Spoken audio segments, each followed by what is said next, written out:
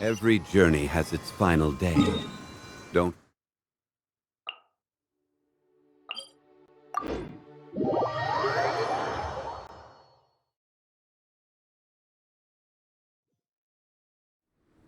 We should look for a place to take shelter. I'll be fine, but we don't want you catching a cold.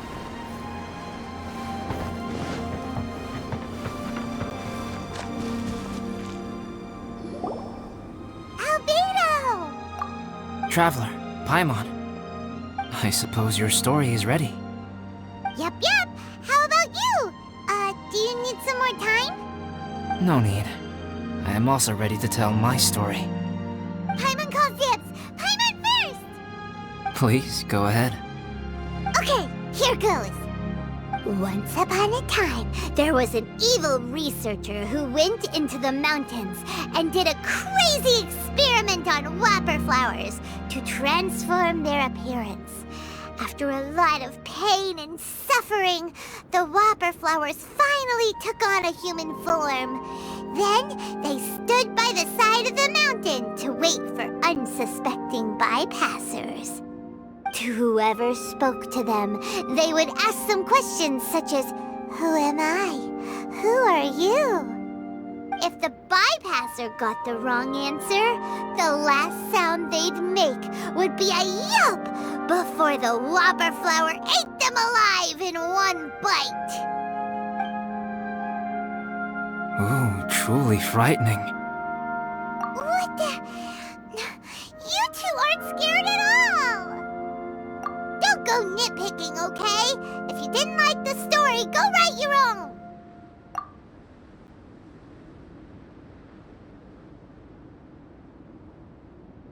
In other words, the whopper flowers would ambush and then completely replace their victims. And then what? Go back to where the person lives? Enter their home? Eat their whole family? Paimon made up this story, but now Paimon's the one who's scared by it. It's a good story. Oh, may I write it down? I may bring it up in future conversations. What for? Just to scare people with? Yes. You've got a real mean streak, Albedo. Mine is a little longer than yours. It starts with an alchemist. A great alchemist once created Subject 1. Subject 1 was her proudest achievement, and successfully blended into human society. No one ever would have thought that this friend of theirs was in fact a synthetic human. However, unbeknownst to Subject 1, the alchemist had tried the same experiment many times before he had come into being. Some of the rejects from failed experiments had been discarded, but had not died. Subject 2 was one such failed experiment. He was swallowed by a great dragon that came to rest upon a snow-swept mountain. Many years later, he was resurrected by the dragon's mysterious power. He saw all kinds of people on the mountain, including Subject 1, who had somehow miraculously blended in among them. Never in Subject 2's wildest imagination had he thought it possible for experimental life forms such as they to deceive everyone so successfully. He saw the way humans accepted Subject 1 as a friend, witnessed their affection as they addressed him by name. This was what Subject 2 wanted. Now, all that Subject 2 desired was to replace Subject 1 and take the joy of his existence for himself. This is giving Paimon the chills. So scary. Subject 2 began to unfold his plan. He stole Subject 1's books and notes and studied all that Subject 1 had learned from the alchemist. Subject 2 was highly intelligent, and he learned quickly. He changed his face into an exact replica of Subject 1's face. Then, he found a plant with mimicry capabilities and transformed it using dragon blood and alchemy.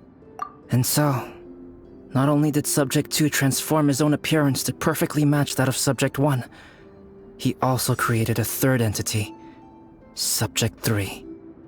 What? There's 3 of them But Subject 2 wanted to become a perfected human.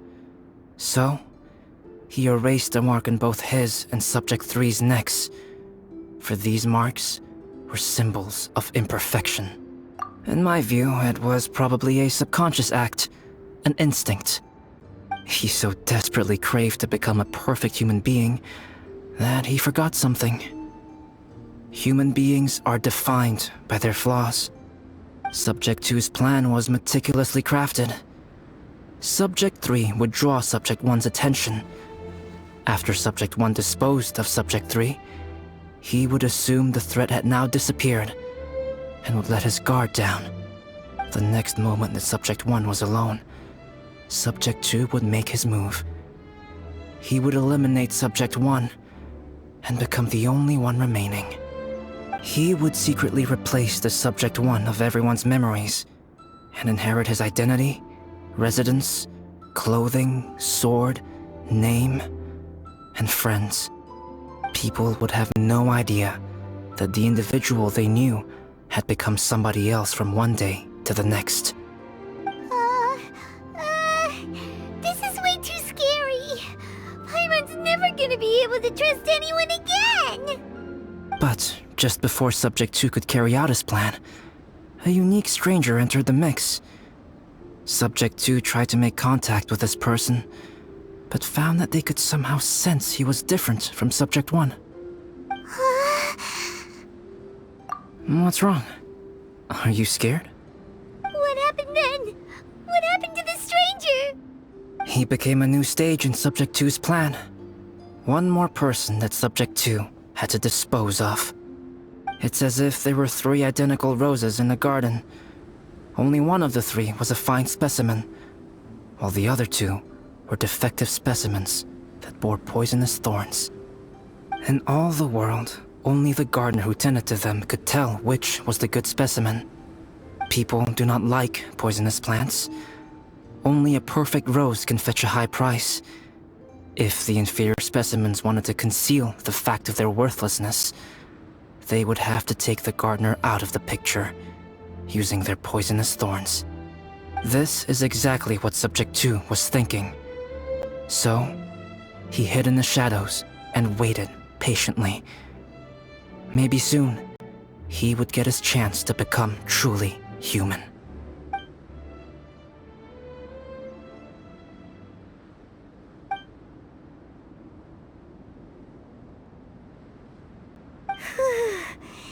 That was intense!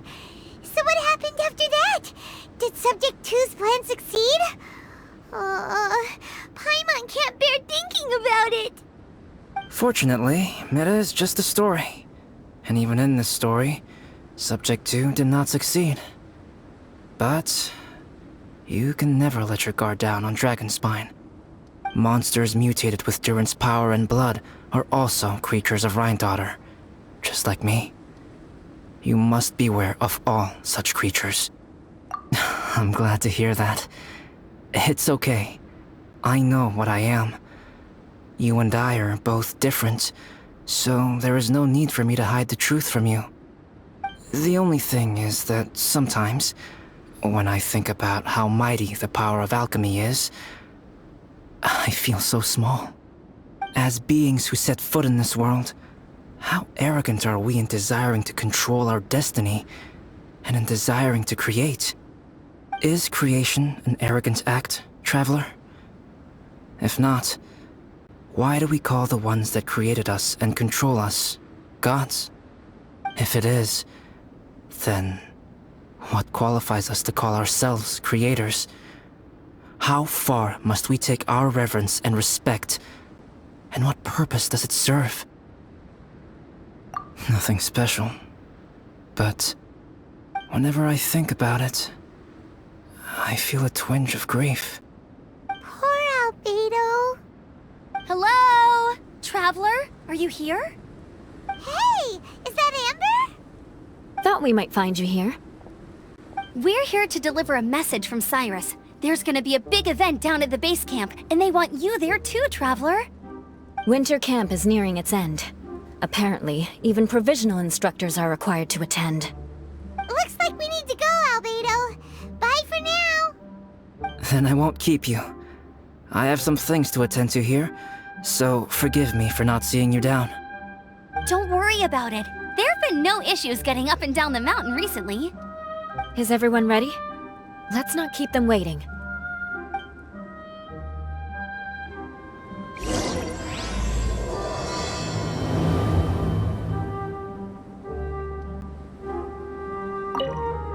Go ahead. You're one of their instructors, no?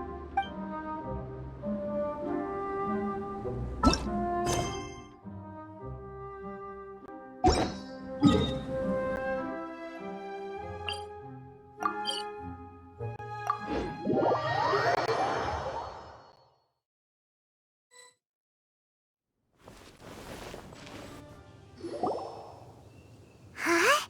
Who is this guy? Allow me to introduce Yozerv. He's Joel's father. Dad, this is that traveler I was telling you about. The traveler's helped me out loads in the past, and this time we even built a snowman together. Joel has told me everything about you. I can't thank you enough. Wow, this is amazing! Wait a second. Why is Cyrus discreetly wiping tears away? And what is Pallid doing here? Pallid is the hero of the hour this time. Go on, Pallid. Tell us what happened in your own words. Okay. The weather was fine on that fateful day, and I had a feeling that Lady Luck was smiling down on me. So I trusted my gut and set off to explore somewhere new, somewhere dangerous. Because where there is great danger, there is also great treasure. Why does this sound so hard to believe? But I had only been away from the group for a short while when I fell down a slope and just started rolling. Uh-oh. Did my bad luck rub off on him when we ran into each other on the mountain? The place I fell to was somewhere I didn't recognize, and I'd sustained a few injuries. I remember thinking to myself, this is the worst luck I've ever had in my whole life. Then I met Yozerv. He'd heard the sound of me falling and came out to see what was going on. Huh? Wow, so it was completely by chance then. I thought he must have been someone from the Adventurers Guild here for the event, but after a few words of conversation, it was clear that he was having memory problems. He didn't even know his own name. The temperature was freezing, and there was no time to deal with all that there and then, so I convinced him to come back to the camp with me and figure everything else out after we got there. We got back to the camp, ran into Joel, and the moment he saw him, he froze for a second with this completely stunned expression on his face, and then he started crying out, "Dad! Dad!" That's when Yozerv suddenly started to remember. My memory has still not fully recovered, but Joel and his mother, they are the only ones that I will not, no, that I cannot forget. Daddy. Daddy's right here, Joel. Daddy's right here. Yozerf, don't you remember anything else at all? The poor princess, feeding the foxes? I'm sorry. I have no recollection. Maybe it's because of the head trauma. I'm not sure. I woke up and found myself covered in blood. My things were gone, and there was nothing to indicate who I was or how I got there. I crawled into a cave and settled in for a slow recovery. After my legs and feet were a little better, my hunting skills were what kept me alive. Dad, I was so worried about you. I'm all right now, Joel. Oh, don't cry. Daddy's not going anywhere. I'm here to stay. Oh, this is good. This is good. You know what, though? I definitely think my luck got worse after running into Benin on that mountain. I knew it. I just...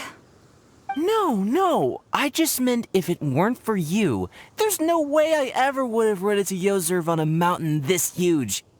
Besides, we got back safely, didn't we? So don't blame yourself. Maybe sometimes miracles can only happen when you get just unlucky enough. Pallid. When did you become such a smooth talker, huh?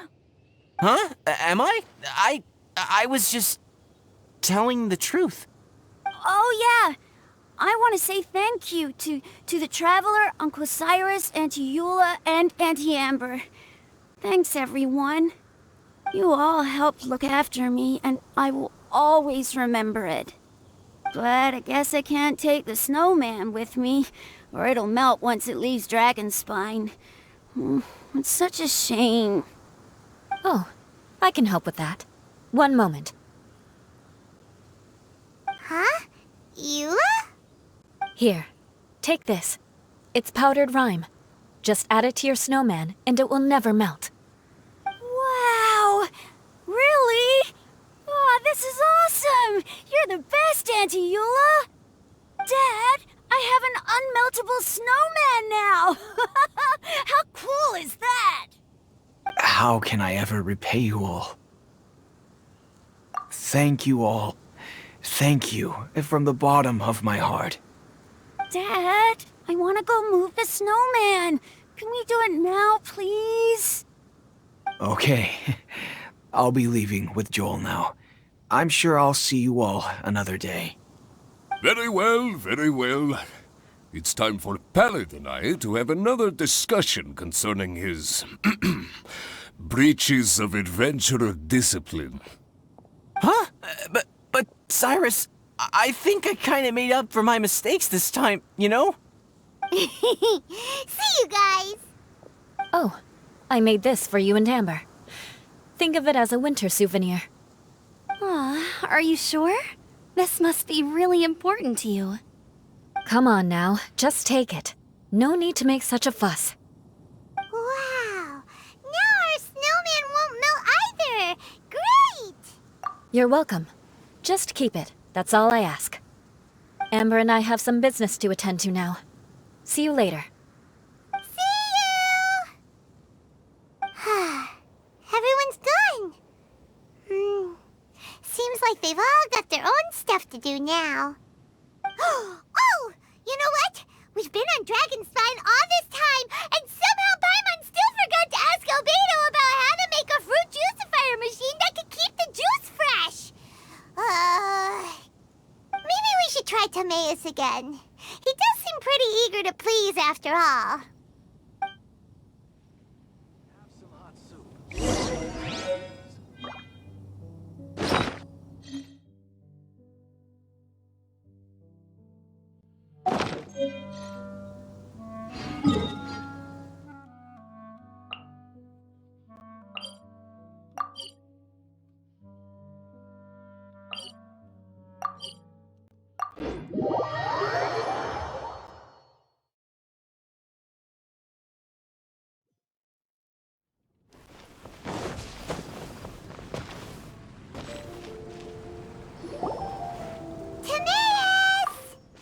Traveler and Paimon, what can I do for you?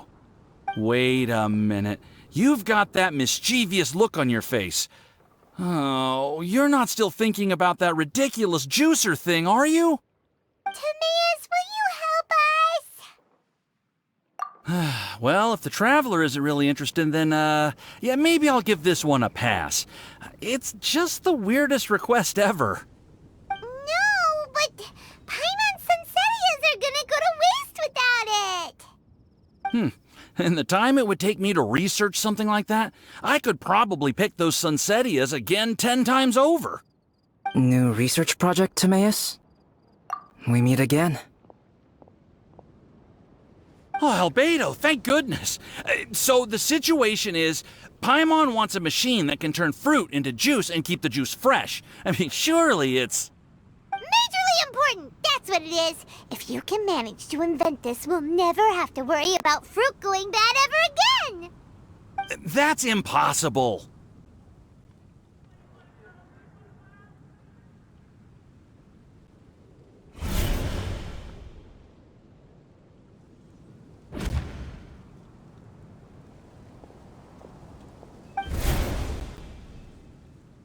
Turning fruit into juice is not hard, but keeping it fresh is more difficult. But if you simply want to keep the fruit from rotting, there are many ways to achieve this. Right, Traveler?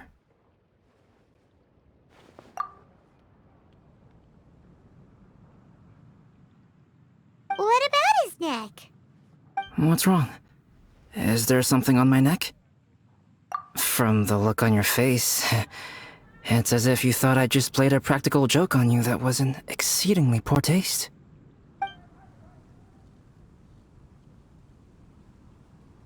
Albedo, you were saying, how do you stop fruit from going bad? Well, one way would be to bury your fruit on Dragonspine, where the snow never melts all year round. But then Paimon won't be able to eat them! You could always live on Dragonspine. No, too cold for Paimon. Or you can give the fruit to me, and I would take it to Dragonspine for you. But since you don't like the cold, you'd have to send someone else to pick them up when you want them. This is where you come in, Traveler. Suddenly sounds a lot more feasible with other people doing all the work. Okay then, shall we go with that idea? Fruit buried on Dragonspine will stay fresh for much longer. However, it is also possible that the fruit will sprout and grow into fruit trees. Who knows? Maybe the next time you visit, it will have grown into an orchard. You can water the trees, add fertilizer, and when they finally bear fruit, you will have some fresh sunsettias. No way! Then Paimon will have to be a gardener. That's not the goal here. Oh? Well, I don't think being a gardener is so bad.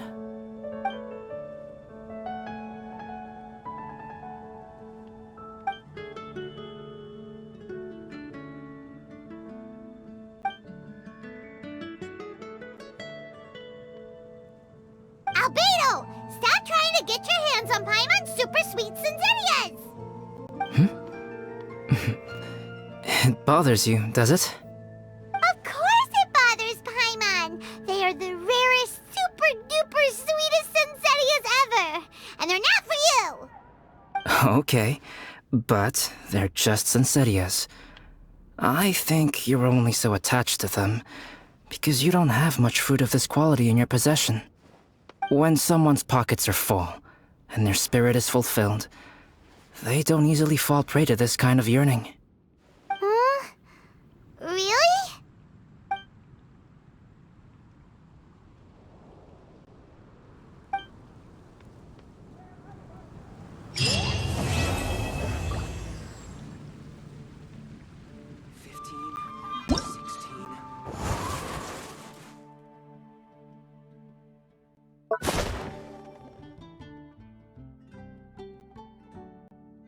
The neighboring nation of Liyue has the most